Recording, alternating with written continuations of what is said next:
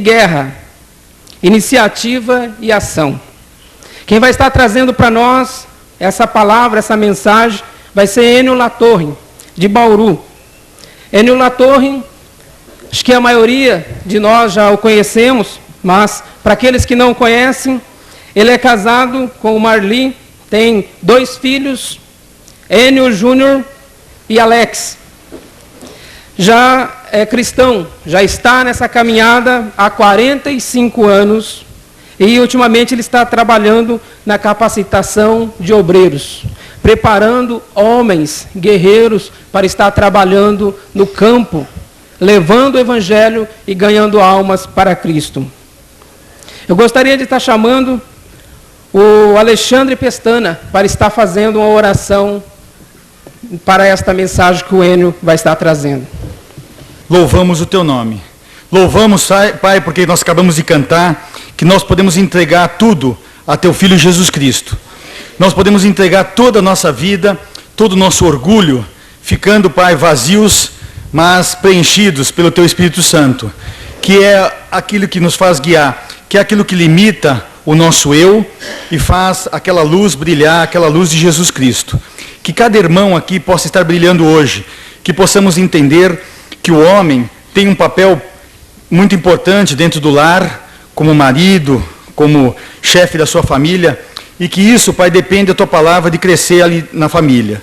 Disso depende, Pai, da atuação e do bom exemplo dos homens nas suas decisões, no seu dia a dia. Tudo, Pai, tem consequências e repercussões. Que o Espírito Santo possa dirigir as nossas vidas, nas palestras possamos aprender e na Tua palavra ver o que Jesus deixou para nós. Obrigado, Senhor, por aprendermos que nós podemos entregar todo o nosso corpo a Cristo, podemos entregar, Pai, toda a nossa capacidade nas Suas mãos. Obrigado, Senhor, pelo amor que transforma a vida de cada irmão aqui e pode transformar o coração de cada um. Agradecemos, Senhor, também por essa paz que sentimos nesse local abençoado. Queremos que o Senhor abençoe em especial as pessoas, a diretoria do acampamento, esses homens que usam, Pai, seu tempo para cuidar e para fazer com que esse local esteja em condições de glorificar o Senhor. Em especial, Pai, pedimos nesse momento por Davi, que está lá no hospital, que acabou de nascer esses dias, Pai, filho de Rebeca, para que ele possa, Pai, crescer, possa se recuperar, possa ter uma condição boa de saúde. Que o Senhor esteja dirigindo os médicos e que o Senhor, com a Sua mão poderosa, possa estar com esse futuro homem, para que ele possa também futuramente tomar as decisões e crescer como homem na masculinidade que Cristo deseja de cada um de nós. Obrigado por isso, Pai, que o Senhor abençoe muito ao Ennio, para que ele fale a Tua palavra e que o Espírito Santo dirija cada uma das mensagens que ele trouxer a nós. Em nome de Jesus, oramos. Amém.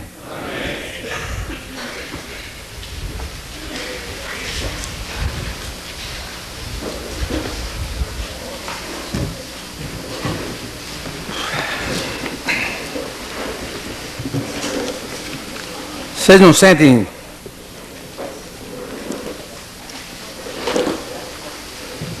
saudades?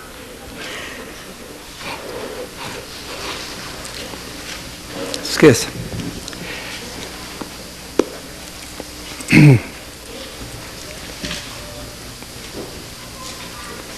Já foi mencionado o síndrome do pai ausente.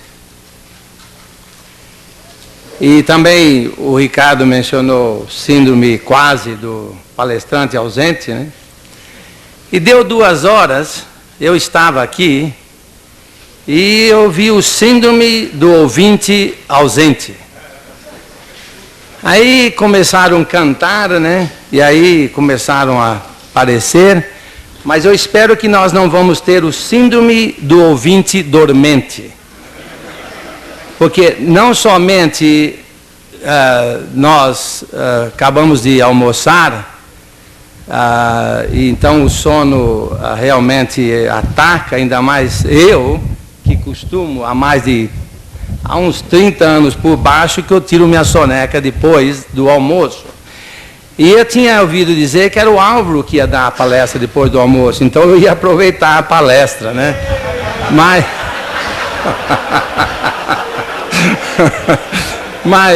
Mas não só isso, acontece que muitos de nós viajaram a noite toda. Quantos aqui viajaram a noite toda? Levanta a mão.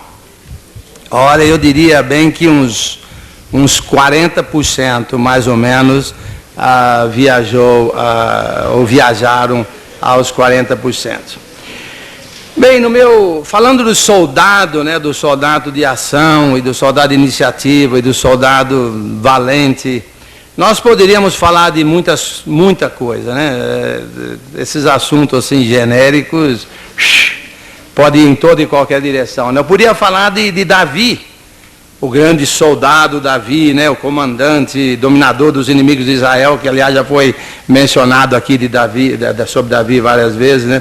Eu podia falar de Josué, como grande soldado conquistador da terra prometida. Lembra no capítulo 1 de Josué, né? Fica firme na palavra, nem para a direita, nem para a esquerda, etc. Né? Quer dizer, a gente poderia fazer aqui várias palestras sobre esse grande soldado. Nós poderíamos falar de Gideão, né? Derrotando os midianitas com seus 300 soldados valentes, né? Poderíamos falar do que Paulo disse a Timóteo, no final de sua vida, né? Lá no finzinho, em 2 Timóteo capítulo 2, versículos 3 e 4. Participa comigo dos meus sofrimentos como bom soldado de Cristo Jesus. Nenhum soldado em serviço se envolve em negócios desta vida, porque o seu objetivo é satisfazer aquele que o arregimentou. Davi, no final da vida, entregando o bastão.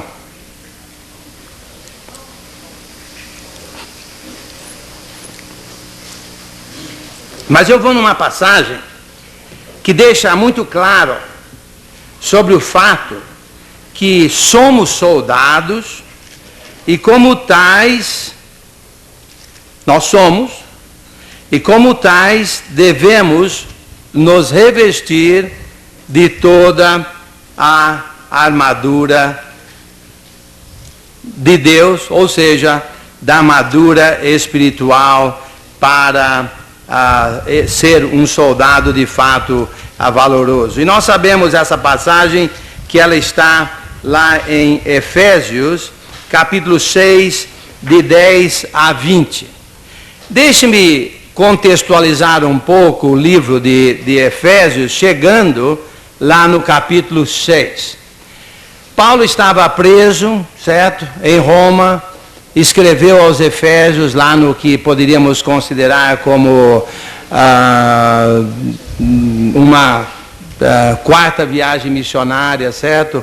O início de uma quarta ou o fim de uma quarta e antes do início de uma quinta, etc.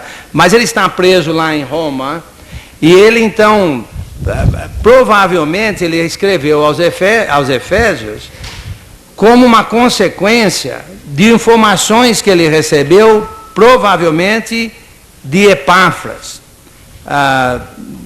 Você não precisa concordar com isso, também não faz diferença nenhuma, mas você sabe que Epáfras fez uma viagem internacional. Olha, falando de soldado, você poderia ficar só concentrado em Epáfras, se você quiser, como um grande soldado. Mas ele fez uma viagem internacional, lá da Ásia, para ir até a Itália, para conversar com Paulo sobre os problemas ali que estavam ameaçando aquela área, a igreja naquela região. Uma viagem internacional, é como hoje fosse, se você fosse de Turquia até a Roma, na Itália, e naquela época não tinha avião, não tinha celular, etc, etc. Então ele fez essa viagem, ele deu uma informação para Paulo, então Paulo escreveu aos Colossenses, provavelmente foi na mesma época, e foram as mesmas pessoas que levaram a carta de Efésios também para a mesma região. E só para você brigar um pouquinho, não briga comigo não, briga com outras pessoas, eu tenho uma teoria de que a carta de Efésios não é aos Efésios. Eu não sou o único não. Que de fato seria a carta aos Laodicenses. Aos Laodicenses, mencionado na carta aos Colossenses. Mas Paulo então ele escreveu 2 cartas, ao mesmo tempo, para a mesma região, enviadas pelos mesmos 2, Tíquico e Onésimo, ok. Ele enviou aquela carta a eles, e nós poderíamos facilmente combinar as duas cartas em dois lados da mesma moeda. Mas eu vou ficar mais no livro de Efésios, certo? Mas eu vou dar umas beliscadas em Colossenses, certo?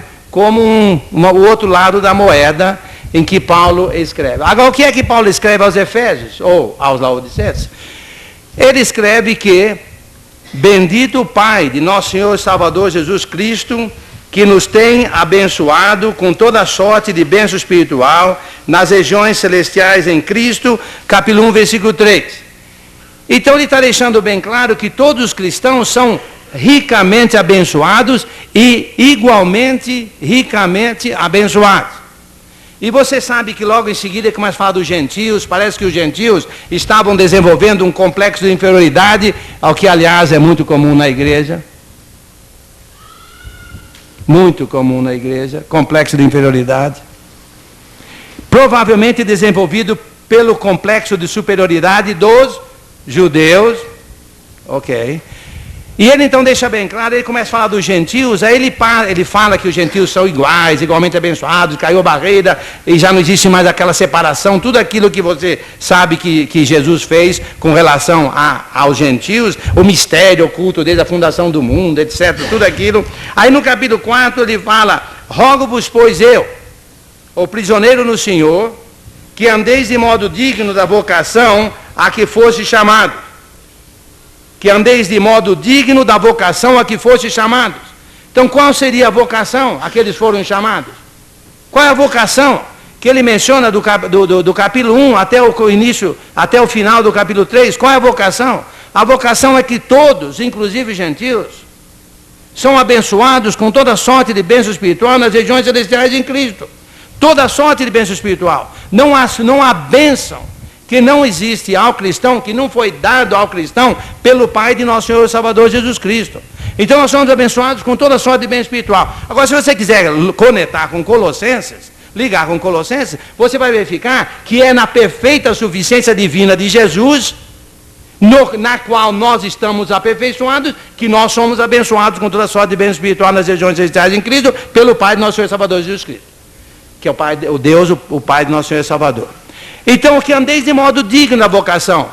Nós agora somos ricos, ricamente abençoados, ricamente supridos em toda a plenitude de Deus, em Jesus Cristo. Nós somos santos aqui na terra, nós somos divinos aqui na terra, nós somos filhos de Deus caminhando nessa terra. Ó, gente, eu já posso sentar e já acabei de falar.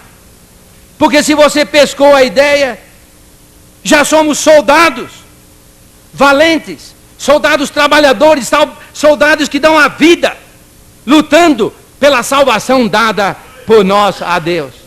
Já somos soldados, eu posso parar aqui, já fiz meu trabalho, vou embora.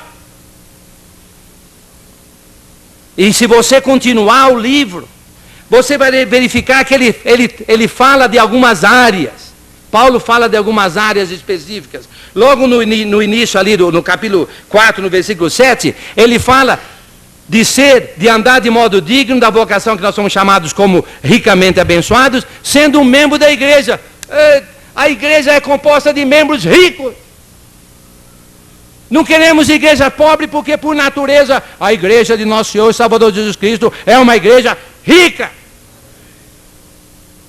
Não é de gente pobre, não. Espero que você esteja entendendo muito bem que eu não estou falando de dinheiro no bolso. Eu estou falando do dinheiro espiritual na alma. É disso que eu estou falando. Então, logo de início, você vê que a igreja, olha ali, por exemplo, no versículo 14, para que não sejamos, vamos 13, vai do 4, 13, até que todos cheguemos à unidade da fé e do pleno conhecimento do Filho de Deus, à perfeita varonilidade, à medida da estatura da plenitude de Cristo, para que não sejamos como meninos agitados de um lado para outro, elevados ao redor por todo o vento de doutrina, pela artimanha dos homens, pela astúcia com que conduzem ao erro. Uma igreja rica. Se a igreja onde você está não é rica, é porque os membros não querem andar de modo digno da vocação a que eles foram chamados, e eles foram chamados para serem membros ricos da igreja de nosso Senhor e Salvador Jesus Cristo, aonde ele é membro. Depois disso, no capítulo 4, versículo 17, até lá no capítulo 5, versículo 21, por exemplo, você vê que ele está dizendo do rico, do andar de modo digno da vocação que foi chamado, como cristão individual na sociedade. Andando ricamente nesse mundo tenebroso, andando ricamente, mostrando a grandeza de Deus, mostrando as bênçãos com as quais nós fomos abençoados nesse mundo tenebroso, andando ricamente, individualmente, na sua vida diária de 24 horas, 7 dias por semana, aí por fora. Depois, no capítulo 4, no capítulo 5, versículo 22, ele trata de outra área. Então, a primeira área é a igreja rica. Segunda área, ou o membro rico da igreja rica. Segunda área, o cristão rico no mundo pobre. A terceira área, do versículo 22, do 5 ao 6, 9, o membro rico da família rica. O membro rico da família abençoada. O membro ricamente abençoado da família ricamente abençoada, porque ela é composta daqueles que são ricamente abençoados pelo Deus Pai de nosso Senhor e Salvador Jesus Cristo, o qual nos tem abençoado com toda sorte de bênção espiritual nas regiões celestiais em Cristo. E depois disso, aí é o nosso texto. Versículo 10 do capítulo 6. Quanto ao mais.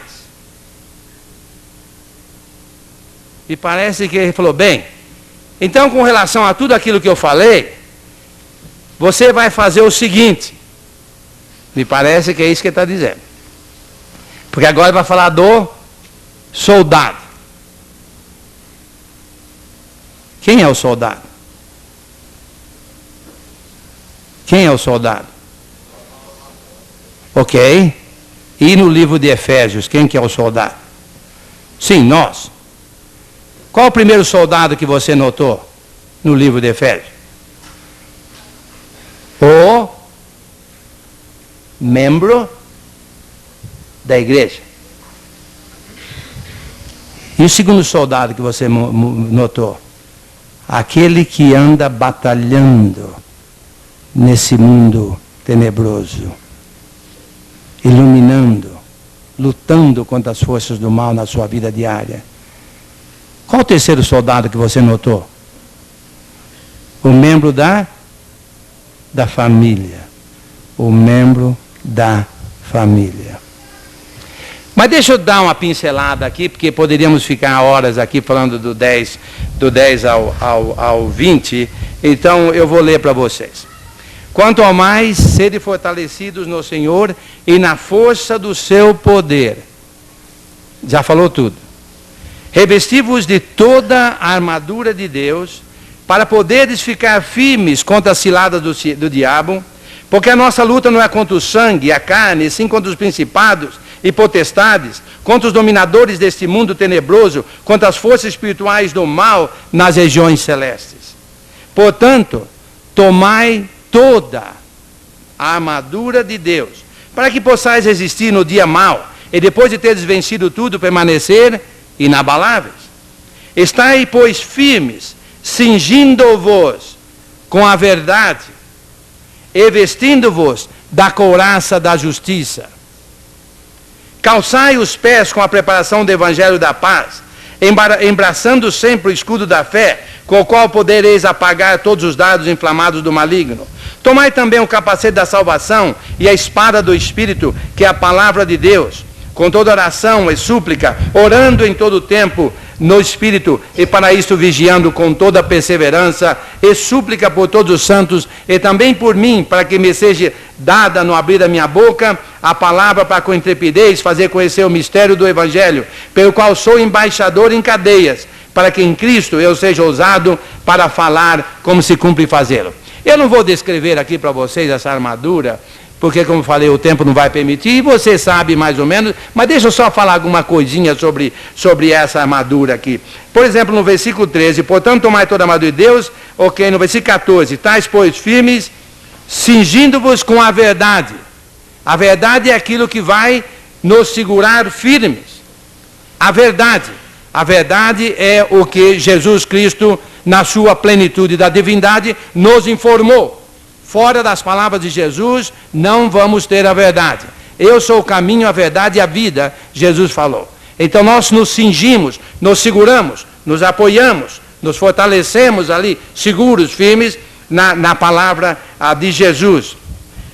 Vestindo-vos da couraça da justiça. A couraça da justiça é que cada vez que você está mais na palavra, mais a justiça de Deus se revela na sua vida e você vai se vestir cada vez mais da couraça da justiça. Lembre Romanos capítulo 1, versículo 16 e 17, não me vergonhe do evangelho, porque o poder de Deus para a salvação todo aquele que crê, primeiro judeu também do grego, visto que a justiça de Deus se revela. Visto que a justiça de Deus se revela no evangelho de fé em fé, como está escrito, o justo viverá pela fé. Versículo 15, calçai os pés com a preparação do evangelho. Os pés, você caminha levando o evangelho da paz. Paz. Nós somos pacificadores. Não somente entre nós, mas também entre o inimigo, os inimigos, os perdidos, aqueles que estão longe de Deus e Deus. Romanos capítulo 5, lembra? Que quando nós éramos ainda inimigos, nós fomos pacificados ou colocados na paz de Deus pela morte de Jesus, muito mais agora, né, pela vida dele, nós somos ainda mais, estando ainda mais firmes nessa paz com Deus. Versículo 16, embraçando sempre o escudo da fé, com o qual podereis apagar todos os dados inflamados do maligno. O maligno vai jogar mentira em cima de você, vai jogar ilusões em cima de você, e você mata no peito, baixa na terra, com o escudo da fé. Por que da fé? Porque a sua fé fala, não é assim, vai ser assado, e você pela fé fica naquilo, e o assado vai acabar de fato se manifestando, e aquela fé vai de fato se concretizar uma hora ou outra na sua vida. Então você segura, se defende contra os dados inflamados do maligno com o escudo da fé. Tomai também o capacete da salvação, onde você não vai levar aquelas pancadas que poderiam te desnortear e te desviar da salvação, porque você está no caminho que leva à salvação, e a espada também do Espírito, que é a palavra de Deus, com a qual você naturalmente guerreia, não só se defendendo, mas também atacando contra o inimigo, com toda oração e súplica, orando em todo o tempo. A oração faz parte naturalmente dessa armadura, porque aí você também não só ora por você, você ora pelos outros e assim por diante. Tomar o capacete de salvação e a espada do Espírito, que é a palavra de Deus, com toda a oração. Então, na palavra de Deus, nós também oramos e assim por diante. Vamos fazer eu gostaria de tirar 4 conclusões desse texto. Para aqueles de vocês que, naturalmente, pregam, ensinam, eu vou usar esse texto e tirar 4 conclusões. 4 conclusões, certo? Desse texto, dessa passagem de 6:10 a 20. A primeira que eu vou tirar é que nós precisamos reconhecer que estamos numa guerra espiritual. Ao 6:12. Porque a nossa luta não é contra o sangue e a carne, sim contra os principados e potestades, contra os dominadores deste mundo tenebroso, contra as forças espirituais do mal nas regiões celestes. Isso aí é uma guerra. A guerra é dura. Não vai pensar que é uma guerrinha, não. E não vai pensar que você tem chance de ganhar essa guerra. A não ser se você se revestir de toda a armadura de Deus. Senão você cai feito um pato. Cai. Não tem quem resiste, não tem quem aguenta essa guerra. Não tem quem não é vencido pela guerra, a não ser aquele que está revestido de toda a armadura de Deus. O soldado equipado, o soldado realmente valoroso, esse é aquele que vai vencer essa guerra. Muitos não reconhecem que estamos numa guerra. Querendo ou não, nós estamos numa guerra. Muitos não reconhecem que o inimigo é poderoso demais. Muitos não reconhecem que estamos ganhando ou estamos perdendo. Mas a guerra continua. Ou você está vencendo, ou você está perdendo, a guerra está continuando. E se você estiver no caminho da derrota, se você está perdido. Se estiver no caminho da vitória, você está salvo. Muitos não reconhecem que temos os mesmos problemas espirituais e os mesmos ataques do Satanás. Todos. E temos os mesmos problemas. Todos. Há um tempo atrás, uma congregação estava com um problema. E eu cheguei lá para visitar, já me chamaram do lado. Olha, teve um problema aqui, tem uma divisão. Nós queremos que você fique do nosso lado. Falei, eita! Guerra aqui é... Pensei que a nossa guerra fosse contra os principados, que de fato faz parte. Eu falei, olha, eu sinto muito, eu não estava aqui no seu problema, não posso entrar do seu lado. Ele falou, ou você está contra nós, ou você então vai ser do outro lado. Eu estava numa guerra, estou nem sabendo. Falei, olha, eu sinto muito, mas não vou ficar do lado de ninguém. Falei, então você está do outro lado. Muitos não reconhecem que nós estamos numa guerra espiritual. Uma vez eu estive lá em Belo Horizonte. Eu sei que tem gente em Belo Horizonte aqui, então eu vou falar mal de Belo Horizonte. Faz tempo. Eu fiz o tempo acho que do Charlie. O que é? Era Itapuã? Onde é que, vocês que são de Belo Horizonte aí, onde é que o Bill, né? E o David, o Davi e o... Itapuã, né? Itapuã. Naquela época lá de 1800 antigamente, eu fui lá fazer uma série de pregações, uma campanha que nós fizemos, batemos nas... trabalhamos lá, tivemos 20 não sei quantos batismos, e batemos nas casas, e pregação de domingo de manhã até domingo à noite da outra semana, e panfleto, um excelente trabalho. No final de uma das minhas pregações, lá um jovem, pô, isso aí foi 1800 antigamente, eu tinha aproximadamente uns 40 e poucos anos, e o jovem tinha uns 20.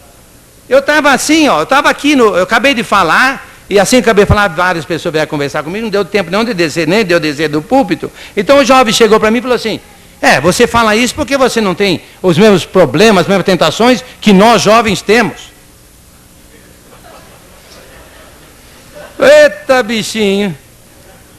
Você se esqueceu que eu também fui jovem, nego? Eu já tive a sua idade.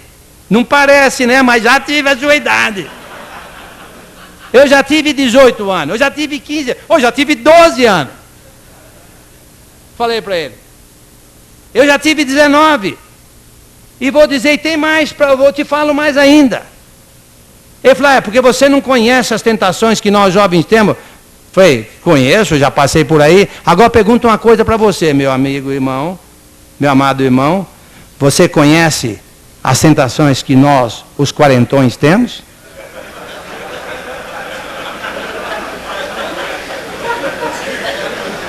Eu conheço as suas, porque eu já passei lá, já tive lá. Você não conhece as minhas.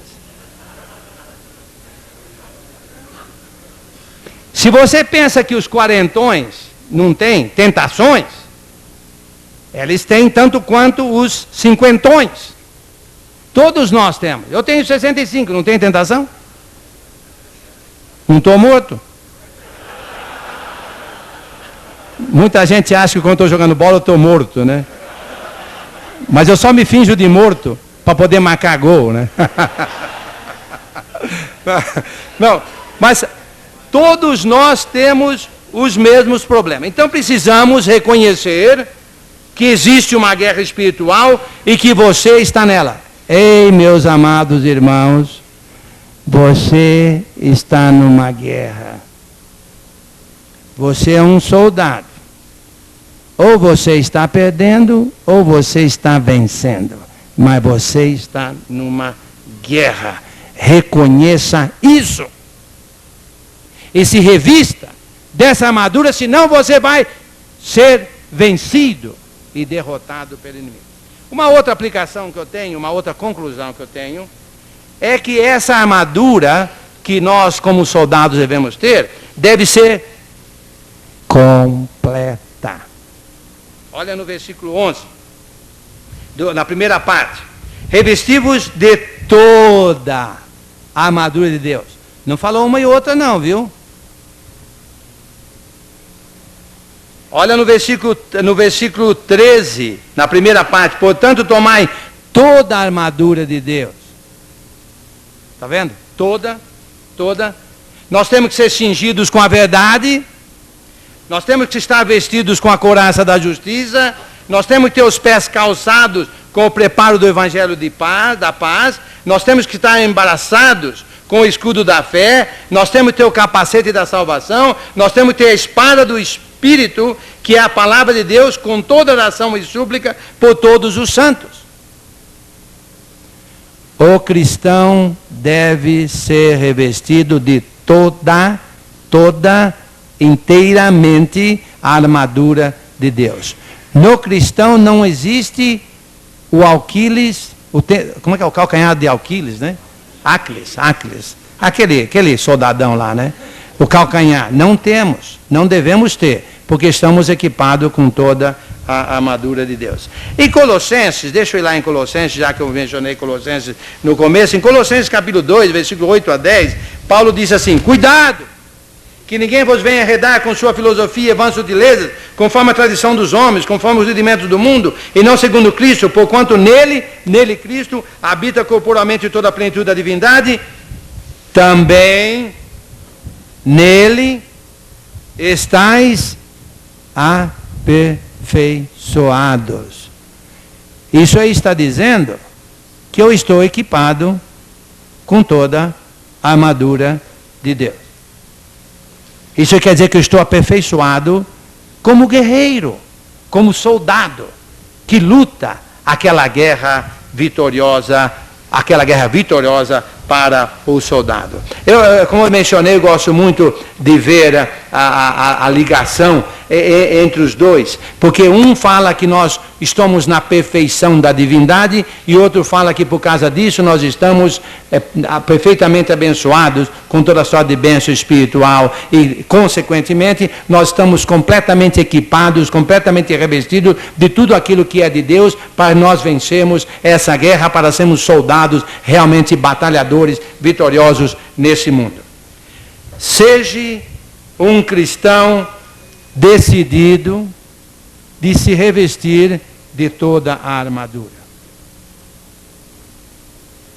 Eu sei que muita gente fala, vamos na igreja, amém, aleluia, devemos nos reunir sempre com os irmãos. Mas não pense que porque você está lá domingo de manhã e porque você está lá de quarta-feira à noite, que você está de fato revestido com toda a armadura de Deus. Você tem que se conscientizar de que existe uma armadura, de tudo isso mencionado, no capítulo 6, de 10 a 20, e você deve buscar e procurar se revestir de toda essa armadura. Seja firme nessa conquista dessa armadura, busque essa armadura, seja um soldado valoroso, como membro da congregação, procure saber o que você deve saber, a palavra, de tudo aquilo que está envolvido nessa armadura, você deve buscar. Terceira conclusão que eu gostaria de tirar desse texto, é que essa armadura perfeita é para ser para todo cristão. Para todo cristão. Um cristão deve ser melhor soldado que o outro? Não. Todos devem ser igualmente valorosos soldados no reino. No capítulo 6, versículo 10 de Efésios, o vento já me tirou de lá, no 6:10 diz assim: quanto ao mais, sede fortalecidos, todos vocês aí, irmãos, sejam fortalecidos no Senhor e na força do seu poder, ou seja, com toda essa armadura que ele menciona aqui. Tudo indica que os cristãos gentios estavam tendo um complexo de inferioridade. Eu sou um soldadinho de segunda classe no reino de Deus. Deus ama mais os judeus do que ama a mim. Os judeus estão mais equipados do que do que eu, gentio. O judeu tem toda aquela história que vem lá do gentio Abraão, né? E Moisés, e toda aquela riqueza daquela história, daquela herança, daquela descendência, etc. E eu, gentio, quem sou eu? Eu fui batizado recentemente, não tenho essa herança, não tenho nada disso. E se você vê como é que ele poderia facilmente se sentir complexado com um complexo de inferioridade.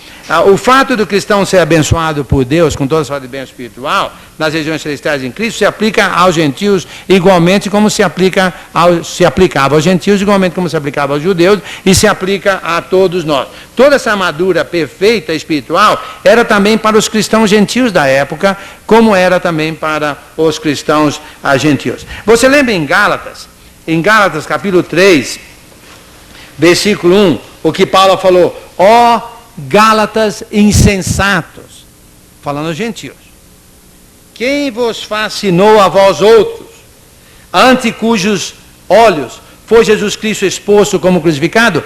Quem fascinou vocês? Quem enfeitiçou vocês? Quem é que convenceu vocês dessas coisas erradas aí? Bem, todo mundo sabia, pergunta retórica, né? Porque na verdade eram judaizantes. Inclusive estavam sendo motivados e convencidos a serem circuncidados. E Paulo fala mais adiante: se você for circuncidado, Cristo não tem valor para você, etc. Tudo aquilo que tinha que ver com o conhecimento. Eles não estavam com a verdade. Eles não estavam. Mas eles tinham um complexo de inferioridade, e aquele complexo de superioridade dos judeus, então naturalmente enfeitiçava eles e fazia com que eles cedessem a toda aquela pressão feita pelos judaizantes. Um cristão pobre pode ser um soldado revestido de toda essa perfeita armadura de Deus, tanto quanto o cristão rico. Um cristão de terceiro mundo pode ser um soldado revestido de toda essa perfeita armadura de Deus, tanto quanto o cristão de primeiro mundo. Nada de complexo de inferioridade.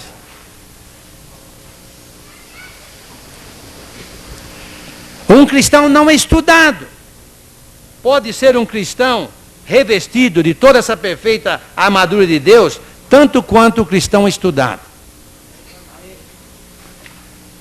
Uma mulher pode ser uma soldada revestida de toda essa perfeita armadura de Deus, tanto quanto um homem. Um irmão de favela pode ser um cristão, um soldado revestido de toda essa armadura, essa perfeita armadura de Deus, tanto quanto um que mora numa mansão lá no alto da cidade, em algum lugar. Se aplica a todos nós. Todos nós podemos ser soldados perfeitos no reino de Deus. Uma quarta conclusão que eu vou tirar, e vai ser a última: o andar de modo digno do Senhor se completa com o cristão sendo um soldado revestido com toda a armadura de Deus. O andar digno. Lembra no capítulo 4, versículo 1, se eu conseguir ganhar do vento aqui, eu vou lá no 4:1. Andeis de modo digno da vocação a que foste chamados. Então esse andar de modo digno da vocação a que fomos chamados se completa com essa armadura, com o fato de sermos perfeitos soldados no reino de Deus. Se completa com isso. Ok, vamos lá. Você nota no capítulo 4, que eu já mencionei para vocês, do 7 a 16, que o andar de modo digno do Senhor inclui andar como membro abençoado da igreja?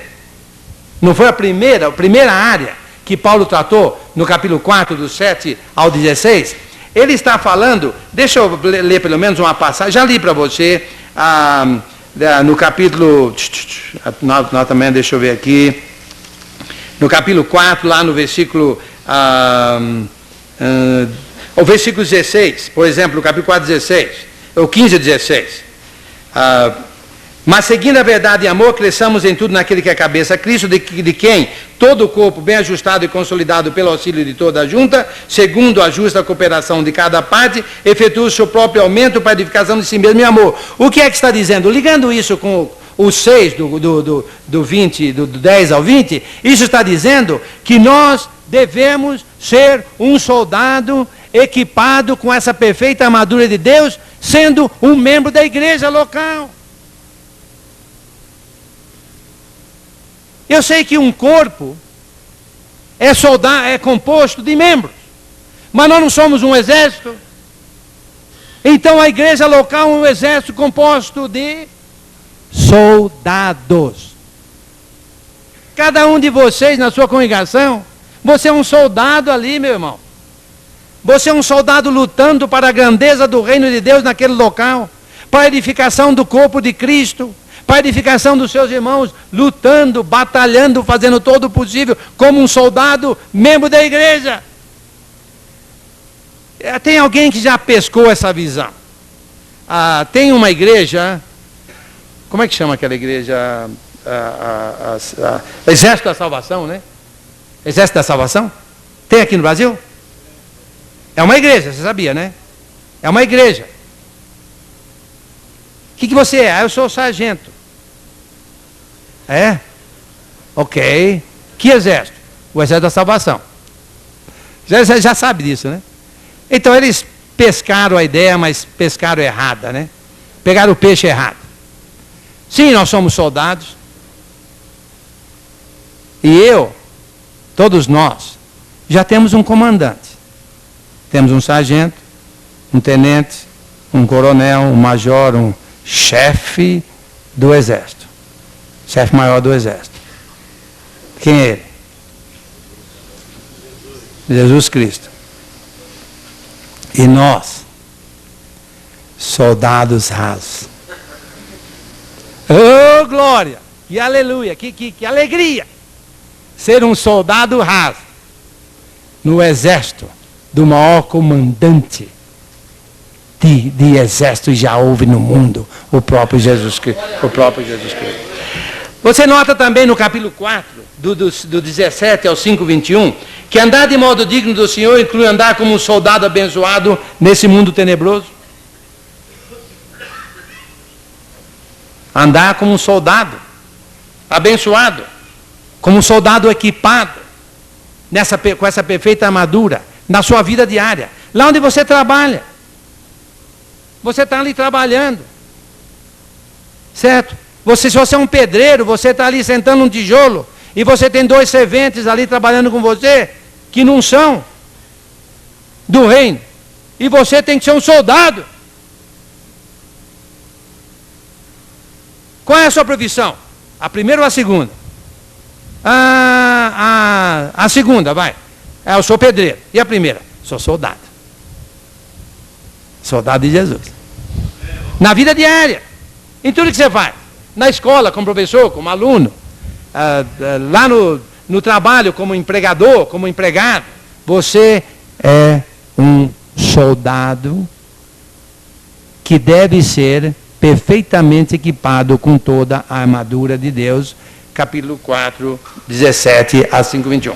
Notamos em capítulo 5, do 22 ao 6, 9, que o andar de modo digno do Senhor inclui andar como um membro abençoado da família cristã. Como um soldado equipado. O irmão Ricardo falou sobre o pai presente. Quem é o pai presente? O pai soldado.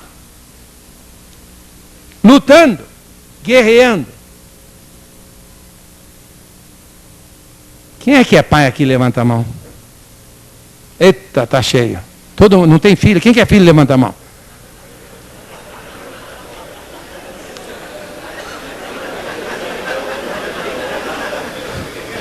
Esqueça, então, esqueça. Não, mas você sabe,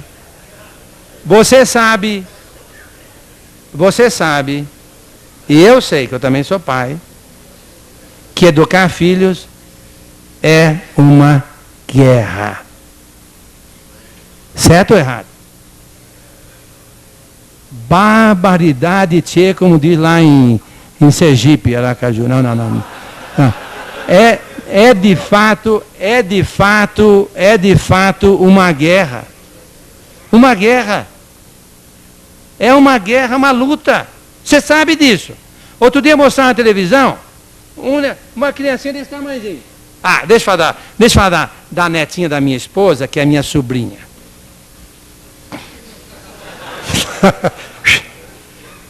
Ainda bem que caiu a ficha para alguns de vocês. Ok. A netinha da minha esposa. Desse tamanhozinho, tem uns, 20 meses. Tem cabeça. Tem a sua, é uma guerra. Ela vai atrás da avó e quer que a avó pegue. Vovó. Ela, né? Vovó. Quase não fala, mas fala vovó. E a avó, não, estou ocupada, estou lavando louça, não sei o quê. E a vovó não dá, e ela vai entrar no meio da perna da avó e gruda nas pernas da avó. A vovó, estou ocupada. E quando ela não vê que ela não consegue, ela abre a boca no mundo. Não sei se assistiram na televisão um tempo atrás, aí, acho que não, de criancinha, criancinha pequena de aí 1 ano menos, e quando a mãe dá atenção ao filho maior, a criança faz de tudo para entrar no meio. Quem que viu isso? Opa, ok, alguns, muito obrigado, eu não estou mentindo sozinho. Ok.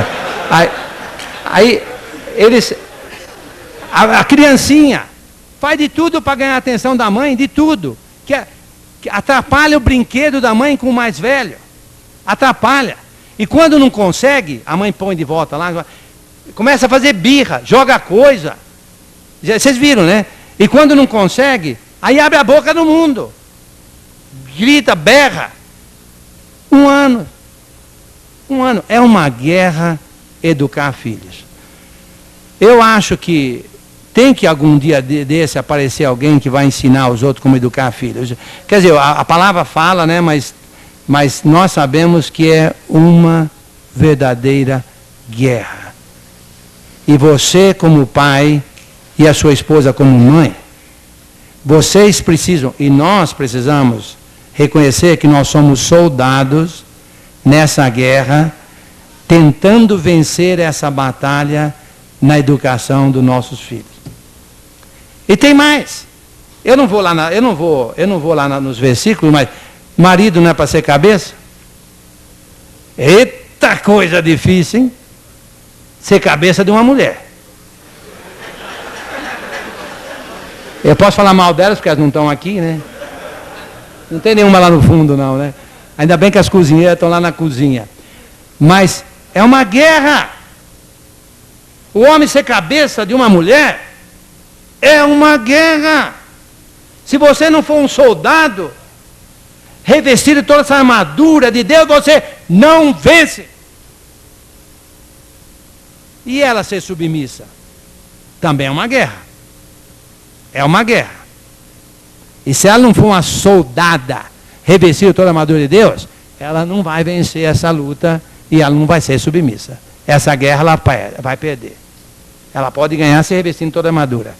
O que eu estou dizendo é o seguinte: a guerra é como membro da igreja, então você precisa ser soldado. A guerra é como membro de sua família, você precisa de ser soldado. A guerra é na sua vida diária, lá fora. Guerra. Uma vez eu estava com uns amigos, eu fui jogar bola com eles, e eles, depois que acabou o jogo, me convidaram para ficar para um churrasco. Falei, eita, essa coisa não está cheirando bem. Falei, bem, eu fico, né? Fico um pouco, ao que sai um pouquinho a carninha, que eu começo a ver que eles começam a beber alguma coisa, eu me mando, né? Mas antes que isso acontecesse, inventaram de querer fazer eu beber. Rapaz, quase que partiu para uma guerra física. E os caras queriam me pegar na marra, na mão, e abrir minha boca e colocar bebida na minha boca. Está falando de guerra? Nós vivemos numa guerra. Nós vivemos numa guerra. Eu gosto quando Paulo disse aqui em 6:10 que nós somos abençoados, quanto ao mais, né? Quanto ao mais. Efésios 6:10, novamente, quanto ao mais.